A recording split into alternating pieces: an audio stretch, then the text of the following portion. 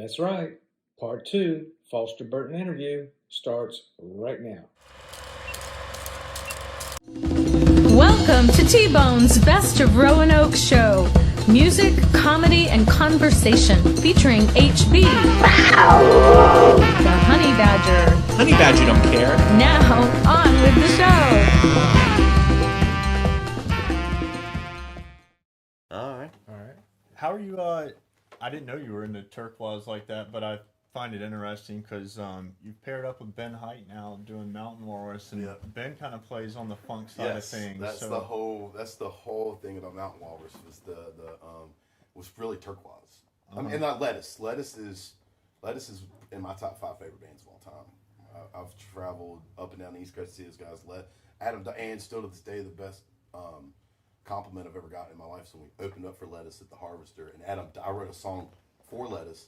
I made the call to change it to do it sound check, and there's no vocals in it. It's an instrumental song. But I saw he was out there smoking a cigarette, and we played it, and he came up and asked me, he's like, "Who's that song about?" I was like, "Me," because of you. That's awesome.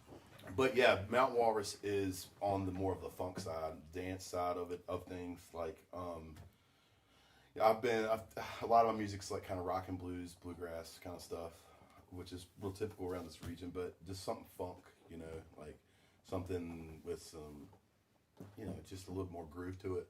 Something different. Yeah. You've got a few other projects too besides Mad Iguanas that you've got going on. Are you starting all these different projects to explore new sounds, different sounds? Yeah, and just like, being asked to play music with some of the best players around here, I'd be an idiot not to.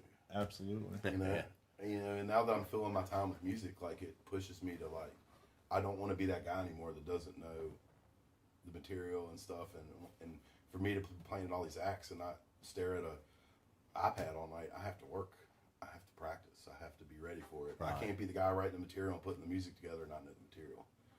So, yeah, that's the reason I do it, is to stay fresh and to keep challenging myself and doing different stuff, Absolutely. The Mad Iguanas do stuff that Goat can't do, and Goat does stuff that Mountain Walrus can't do. They all do something different. Absolutely. It's like picking your horse for which race you're running or something, like what I feel like doing, Because like Goat can get real heavy. We've got some borderline prog metal stuff that's like kind of on the heavier side.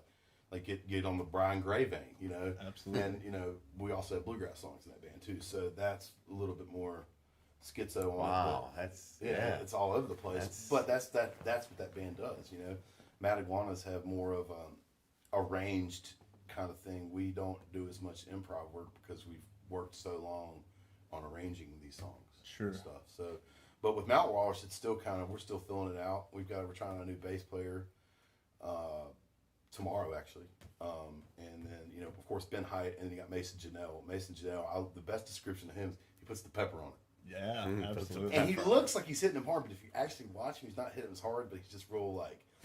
I don't know the word I'm looking for. Real animated with his mind, probably is the best way of putting it. And those two together, and that's what started, because it was just Mountain Walrus started as a 3-piece, just a Martin's filler band. During the pandemic, we had cancellations like crazy, and Jason Martin and Jill Nelson would hit me up and say, "Hey, can you guys cover tonight or cover tomorrow night?" Something, and those guys were available, so that's what started that. And then once I really started getting into turquoise and stuff, and then playing with Ben, he's a Jedi. I love him. If you can nail him down, he plays that wedding music. So you gotta catch him when you can. Absolutely. That's where the real money's at, playing wedding music. Yeah. So did you go to Ben with the idea? Yeah, I saw Ben out. We were in a band called Soul Searchers, but everybody, and I was in the height of my drug abuse and alcohol days, and we all were just practices would just turn into parties. So that band kind of fizzled away.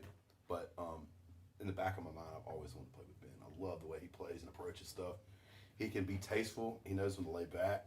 But he's also got that, how keyboard players can just fill up a room with sound with these chords and stuff. He can do all that. He can play sparse, but he can also just be real fat and do all the stuff that calls for. And he's also another musician. You never look over and go, "What in the hell are you doing?" Yeah. He never does. He's always on it. Like he's there all day long. He's so consistent. Ed, I know you've played with Goat and Mad Iguanas at some big festivals, Rooster Walk and Floyd Fest, and I think you were one of the artists at large one time, or you got to play some. I was an artist at large at Rooster Walk one time. Yeah, that's right. Really? Yeah. Who all did you get to play with? I got to play with Ron Holloway, but I was actually that was by accident. I was an artist at large. That wasn't when I was an artist at large. Actually, at Ron Holloway, I was a stagehand. Okay. And I was moving speakers for the stage, and they had Ron Holloway, who played with Jerry Garcia. Yeah. I mean, it's a pretty. And I knew a couple people on stage. Wallace from the Dead 27s. He plays in another couple bands. And I was moving speakers. Well, the guy that was supposed to sing didn't show up for Ron Holloway's set. Wow. And they were like, that guy plays in a Grateful Dead cover band, and I'm in like, work attire. And I did. I went up there and sang with Ron Holloway. But the artists at large, they paid me. All I did was walk around with my acoustic guitar and play for people at campfires. That was what they wanted me to do. I didn't get to play with any of them. Oh, okay. Yeah. I got you. Yeah. And I'm not that kind of player. I'm not that good. Maybe now I could probably do it, but then I was really just more of a drunken stage plot to sing. Like, they probably didn't want me on stage with anybody else. That's funny. Let's keep Foster off the stage. Keep him at the campfires. Do you think since you've sobered up and everything, you've improved technically with your guitar playing and singing? Has that been part of your focus? Yeah, that's my main focus, really. Like, I mean, always to be a better human being, but as far as like my art is to be less sloppy, be more coherent in my playing, and just be a better player overall. Like, there's a lot to be learned out there on the guitar, and I'm just trying to get as much. I'm almost 40 years old, so I'm a little late to the game, but I feel like I got a little more learning to do. There you go. Yeah. And the scene around here is changing so much. There's new venues, there's new bands, there's young people making music and exciting everybody. But I wanted to take it back in time a little bit. Tell us about some of the past local bands that kind of paved the way for what's going on now. I was thinking of, Trucker's Delight. Yeah, the Trucker's Delight, and you've got the early rendition guys. I mean, they kind of did. I remember sneaking in to see the early renditions, Mitch Anderson and Robert Compton. I remember sneaking in before I was even 18 years old to see them play and stuff, and they paved the way for a lot of the restaurants becoming venues. Yeah, very cool. Because before a lot of that, it was just a restaurant, and there may have been bands playing before I knew. I don't know if they did themselves. As far as I'm concerned, they were the first people that I saw playing in the corners of restaurants, not necessarily having to have this made up stage and sound guy and stuff. They were the kind of guys that were like, hey, we have our speakers, we'll make it work, which bled in for what we had to do too. When 2008 rolled around, Martin's was probably the only place that had a speaker in their joint. What place did you sneak into? Yeah. Coach B's. Oh, really? Coach B's, yeah. I Exactly. remember that. Mm-hmm. Yep. Back when it was a little bigger. Remember when you walked in and had that other? So there's a wall there now. Yeah. And you could walk down. I remember seeing Robert Compton playing bass. I was just like, whoa, I want to do that. But those guys kind of paved the way. Trucker's Delight, which I've got to play with Gary Wimmer a couple times on stage, which he was one of my idols. My parents went and saw them, I don't even know how many times. But that was a true honor to play on stage. I got to play on stage, excuse me, with the Trucker's Delight twice. One for benefit. One was at one of their shows at Off Arthur's when it was on West Main Street in Salem. And then he actually came out and sat in with Matic once. Wow. Which was one of the most nervous things. Like, he was like a child. I remember going to being little kids and seeing him playing guitar and just being like, oh, and this guitar is called Snowball. But it's not even like really white anymore. I think it's like kind of like a cream color from all the cigarette smoke or whatever. Like walking in a bar or a guitar, But I just remember being like in awe of this dude. He's still a great guitar player. And that was one of my awesome moments, was playing on stage with that dude. And I feel like you've kind of taken on the role of passing down that guidance. There's been a lot of younger musicians around that, I don't know if guidance is the right word, but you've given them an opportunity, let them come up and play on stage with you. Yeah, man. Well, like, it's just part of it, man. It's like, we have this music scene that's bigger than all of us. It's like really important to, I think, the city to have this.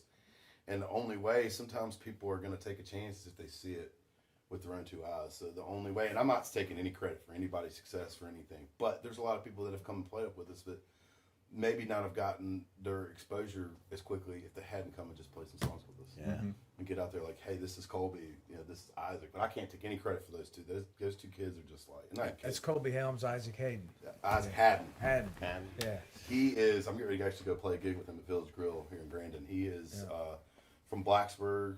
He's at UNC Asheville in the guitar program, and he's an absolute monster on guitar. Really? And he's an absolute Isaac Haddon. He's got the Isaac Haddon Organ Trio, which they're getting ready to release their first album. They just did their Kickstarter thing and hit their amount. That's just mind-blowingly good. And I'm in his Isaac Haddon project. I'm the rhythm guitar player in that outfit. But like, you know, I've been playing on stage with Isaac since he was 13. Wow. How old is he now, you think? 20. 20. Okay. Wow. Yeah. 7. Yeah. And he was a better guitar player at 13 years old than I am at 38 right now. That's Really? He's a great singer, and what separates him from a lot of the other players is his like. I mean, I know how hard it is to take steps up in improvement of guitar. It takes time and effort. Your natural ability, in my opinion, fades over time. You have to start learning stuff. People have done it before. You got to get out there and get the material and learn it. So I know, like, when you in a 3 or 4 week period, Isaac jumps like period that would take most people maybe 3 and 4 months. He could do it 2 or 3 weeks. I'll hear him doing stuff, and I'm like, you weren't doing that last week. Yeah.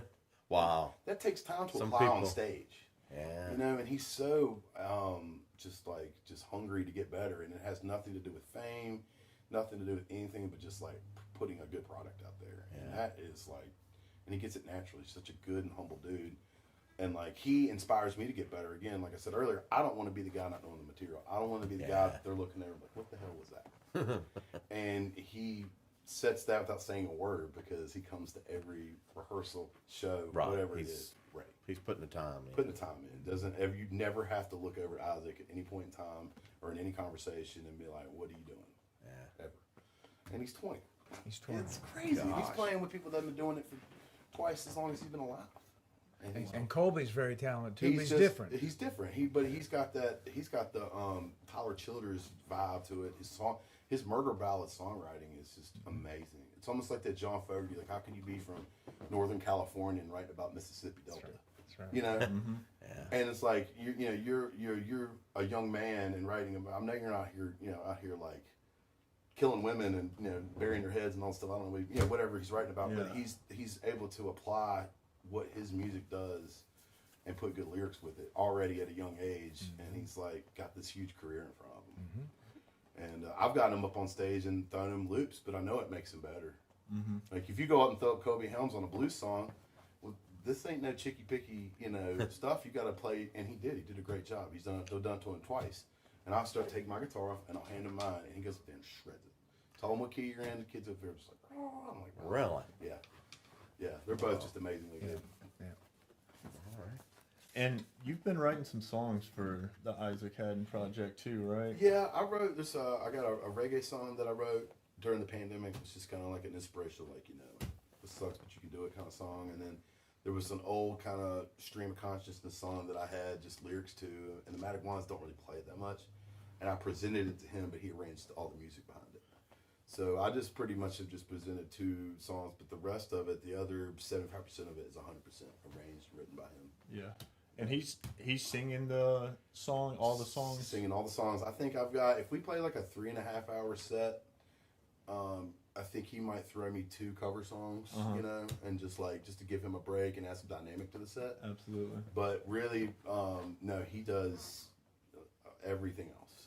That's his baby. He comes with the material, and he'll show us ideas and stuff, and we just go from there. But it's really fun to play with that dude. And I know y'all are getting ready to play over at the Village Grill, and last time I saw you was over there, and you talked about some of your influences. I think you ranked them Jerry Garcia, John Prine, and then Tom Waits. Tom Waits, yep. Those are the top 3. Awesome. I was interested in what songs, or where can we hear the John Prine influence in your writing, or what band? What band is it most clear in? I'd say it's definitely most clear in Goat. Okay. What John Prine did for me is like, when I got into John Prine, like, you take a lot of the stuff that is based in the 60s rock and roll, and like, you take song, and then you go and you pick up a guitar and you say, well, I want to be a songwriter. Well, my idea of what a song had to be was Stairway to Heaven or Rise of the World, and these big epic life-changing movements, and just this huge meaning, and this like, oh my God. Well, John Prine can write a song about a 4-way stop sign thing. And it hit the same. And to me, I can't believe I still have the top of my head, because it literally blew the hell off when I started getting into it. I was like, you can write about anything. You don't have to write. Not every song has to be Stairway to Heaven. Yeah. Not every song has to be Freebird. You don't have to sit there and you shift the world off its axis with a song. You can write from the heart, and what you truly are seeing tangibly right in front of you. Absolutely. And apply it to these meanings and these things in life.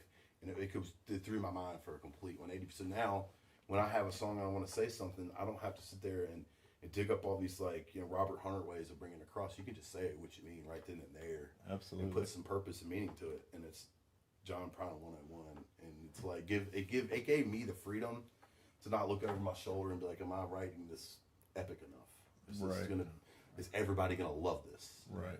John Prine took that all away from me. Yeah. Beautiful. Okay. Yeah. What about Tom Waits? Tom Where do we hear Waits that is influence? just you can hear Tom Waits everywhere with me. Tom Waits, what he did for me was brought the commercialization, like the I don't think Tom Waits, I don't know this, I don't think Tom Waits ever sat down at his piano or his guitar and said, I want to write a hit. This song that I'm getting ready to write right now is going to be on the top 40. I don't think Tom Waits has ever done that. I think he writes for himself. And that is, to me, where you've really hit the stride as a songwriter. When you can listen to a Tom Waits album and it completely just takes you to where he's at, even the creaking of his bench, his recordings, everything. Tom Waits can do that. He can take you away for a minute, and he does it with imperfection. And his piano playing is pretty damn good, but Tom Waits' voice, it's not like a Whitney Houston. It's not beautiful, Right. but in that context, it absolutely is beautiful. And that to me just throws it puts it into perspective of actual art at that point, true art, and at its purest point. And we're just lucky that he's popular enough to have the revenue to keep creating albums. Sure. Because from the 70s to the current day, Tom Waits is the man. Yeah. From the jazz to the even more fusion stuff he does now today. It's just magical. From my 30th birthday, I stayed up on some psychedelics and had a time with Tom Waits, and I just was blown away at how he could just let it all go and write songs about all this cool lyric content. It's just he's just a magical dude, and it's inspiring. I can listen to a Tom Waits album and be real just inspired. Correct. And obviously Garcia's who you ranked number one. So tell us a little bit about Jerry, and then I also wanted to talk about one of your other projects, Dead Reckoning. Okay, well, Jerry's just the reason I play music in general. My parents were deadheads, but my family are deadheads. I mean, I've got artwork on my body. I'm a deadhead through and through. It's really popular now, so it's not as I don't play it as much as I used to. But Jerry was a true artist in the vein of Tom Waits too. I think really just didn't care what the masses thought about him, even though the masses obviously loved him. And to me, that's where you tap into, again, writing real music from the heart and not really trying to impress anybody. And Jerry really, with Tom Waits, he's the epitome of that. You could see just even what he wore on stage. He wore sweatpants and a black t-shirt from 3 Days Old with hot dog chili stains on it. He wasn't looking to impress anybody. He was just out there simply for the art. And it showed in his music. And it showed in his music throughout his whole lifetime. He's not one of those dudes who one-hit wonders and had a couple albums and it's just just a bunch of crap after that. He put, I played a song for the first time up at Dave Tribble's place up at Grateful Produce on top of that mountain, Lazy River Road, which I don't know if you know that song, but it's a beautiful tune, and that was written in that was some late Jerry stuff. Yeah, And he was still putting out, but again, it came from right here, man. Absolutely. It wasn't anywhere else. He played in so many bands that most people don't even know about, Howard Wells and stuff like that. Yeah, and somebody was telling me too, he's one of the most listened to lap steel players because of his work with Crosby, Stills and Nash. I never thought of that. Oh wow! I never would have put that. I didn't know that. And I don't know if that's true. That could have been just some hippie jargon from somebody yesterday, but that's what somebody told me. I was like, well, that's probably true because how many times have you heard that song? Yeah, he definitely. And that's him on there, which Yeah, I don't absolutely. I forget about sometimes. That's Jerry on that. It sure is, absolutely. And one of the interesting things, though, is you don't play Jerry's part in Dead Reckoning. You play the rhythm I'm Bob the Weir fat part. Bob Weir. Yeah. Bob Weir got stung by a bee. How did that come about? Well, I'm not a good guitar player, so that's really the main part. Mark Nicholson plays guitar like Jerry Garcia. The only reason I got asked to play in a band because I play a lot of rhythm guitar, but really I think the main reason that I got asked to join that band was because I know the Grateful Dead so well. Because even though I don't play the Jerry parts, I still sing all the Jerry parts, and it was just a natural fit for me to be in that outfit because I'm not the original member. I've played at every show, but I think the third or fourth show was when I was actually the full-time member. But I just kind of fell into the part. But that whole band, I mean, they're just all great musicians. So really, just fell into my job was to play rhythm guitar. Sure. You know, which is fun because you know learning how to play that Bob Weir is very weird. He's very avant-garde. He does not play your he doesn't play your standard guitar. He plays a lot of different not necessarily chord substitutions, but like different voicings of chords, and it's very unique. And it's not really ever a particular pattern. Like sometimes he'll just play a certain way this time. Sometimes kind of like Jerry, kind of like all of them really. It's kind of all just free form most part, but that's challenged me too because like. You got if you listen to Bob Weir, like sometimes he'll just be hitting you just like a, and you know it's hard just to let that note ring and do its job, because your natural reaction to being on stage and just want to play with the drum. That you never see Bob Weir doing that. He's always and just hitting like real notes and letting just filling in space. So when I started paying attention to that and like really getting to learn how to do that, it made it just as much fun as if I was playing the Jerry part. And if I was playing the Jerry part, nobody would come see us. Trust me. I'll stick to my Bobby show. The only thing I can't do is wear them short shorts. Lord have mercy. Talk about the camera angles on that one, buddy. Got to get the capris. Whew, I don't know if anybody wants to see that. You all have played some pretty big gigs with Dead Reckoning, and I was at the July 4th City of Roanoke fireworks event. It was disappointing you didn't get to come back for the second set, but it was a great turnout. Yeah, it was. It was cool to see Rank doing that. And yeah, we had a bunch of cool stuff planned that we rehearsed and stuff that like we actually were coordinating with the City of Roanoke. Oh wow. Like to play a certain song, like they were hip to it. Like it was pretty cool that they were I guess probably Tyler Godsey from 5 Points. He's probably the one that orchestrated that, and it was maybe his idea. But we were going to do all that, but then, you know, you got to be safe when there's lighting involved and people out like that. You got to play it safe. We understood, but still bummed. Yeah, absolutely. Where was that at? It was at, I guess, with the old River's Edge, right? Yeah, River's Edge. Old Victory Stadium. Yeah. Yeah. And but it was pretty cool. And they had the Jared Stout band played before us. They sounded great, too. Yeah. Absolutely. Well, I certainly hope they let you do it again next year so we get the full show. Yeah, I hope so. It was cool. You had you got oodles of videos on YouTube, my friend. Oh, I do? Yes, you do. Okay. And there's one on there. It's Robbie playing harp. Is that Robbie from the Jared Stout That duo? is Robbie from, yes, we're good buddies. Yeah, well, that was a wonderful video. Okay, do you know where it was from? Was it just... You're singing the Allman Brothers. That might be your old man. Oh, One Way Out. One Way Out, yeah. Oh, cool. Yeah. I'll check it out. Yeah, it's a very nice combo. Oh, cool. I'll have to watch that. And I know you've got the Martin Shakedown Street Party. It's becoming an annual event. It's always in August, and I think you mentioned at the beginning the anniversary of Jerry's birthday kind of got you playing to start with. Tell us the significance of the days between. And the days between always just really just a reminder of how, to me, it's a reminder of how important Jerry really is for the whole music scene. Like, you know, it's a double-edged sword. I don't want to get too much into it, but a lot of the reason of what a lot of us are doing is because of those guys. Sure. And I think it trickles down to even like the big boys like Fish, who I love, and all the big guys and Billy Strings, like the whole operation of how they conduct their live performances and their tours and stuff. It's because of those guys. And like Jerry passing was a big thing, and you know, it's a double-edged sword for me now too, because like. The cover band stuff, you know, it's almost like I compare it to like kissing your sister. Like there's worse things in the world you can do, but you know, you still want to play your own music and and stuff. But to pay homage to Jerry and to be known around here for doing that and keeping that music alive and seeing little kids at our show, that's important to me. And you know, that's the reason that I really still do it, because sometimes I do have to tuck my tail a little bit and saying, you know, I'm in a cover band and I'm going to play somebody else's music all night.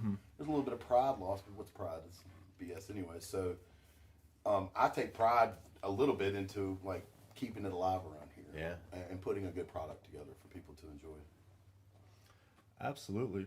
Well, I think that's all of our time, and thanks for you all being here with Radio Free Roanoke, Tim and HB. Thank you, JJ, for having us. Absolutely, and thank you, Foster. And I was hoping you could take us out with another song, if you would. I was going to play original. I don't really. I haven't played this out much. I'd like to tell the story like leading up to it. Absolutely. Is that okay? Do I have time to do that? You got it. do. Okay, Hit cool. it. Well, going back to losing Hannah and all that stuff, I kind of was really wondering, was I ever going to be able to love again? Was I ever going to be able, after being such a traumatic event?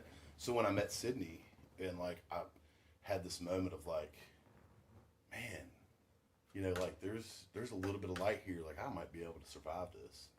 And then I wrote this song, and I was so scared to show her because I just met this girl. I didn't want to freak her out. Hey, I lost my girlfriend. And here's a song.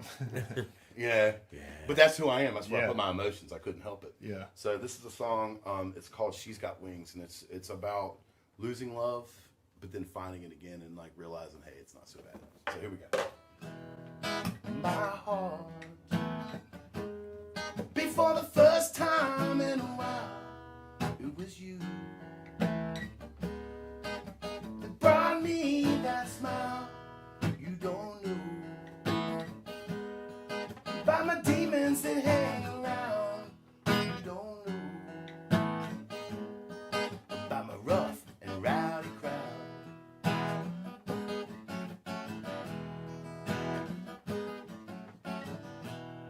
Was laying round feeling sorry for myself. So hard that liquor bottle on the shelf, and you called me and said, hey man, what you getting into? You stopped by, spent the night getting to know you.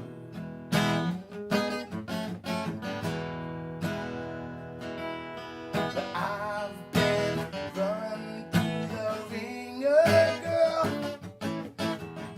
and I don't wanna bring this your world, but I will do my very best with this dagger hanging out of my chest. My heart, it beats purple and blue. I had it all, but man, did it fall through. All alone, sure of one thing, she's here with me. Yeah, the girl's got wings.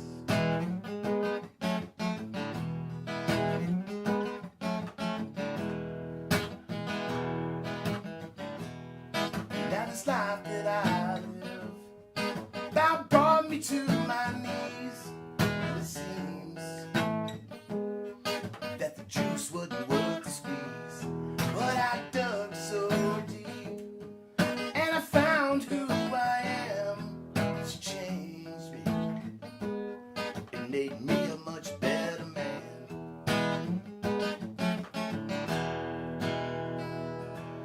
But I've been run through the ringer, girl, and I don't wanna bring this to your world, but I will do my very best with this dagger hanging out of my chest. They say that time heals, but I don't really think that's true. Get one crack at it, and how you swinging, man, it's up to you. And I will always see purple and think of you. She changed me, and I'm forever in debt to you.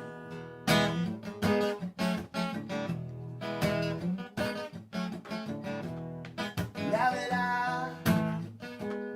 now saw the tip of my hand, I know it's a lie, girl.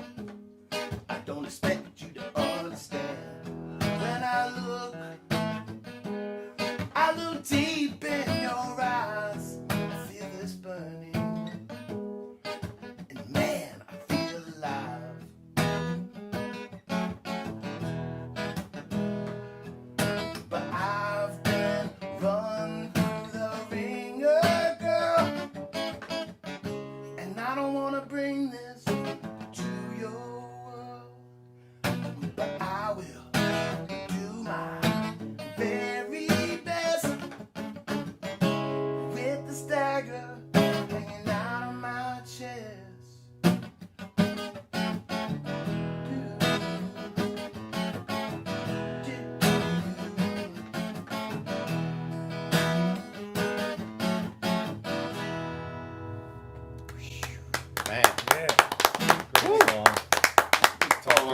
tunes. That's all right. It's great. Wow, Thank you, well done. Foster. That's a wrap.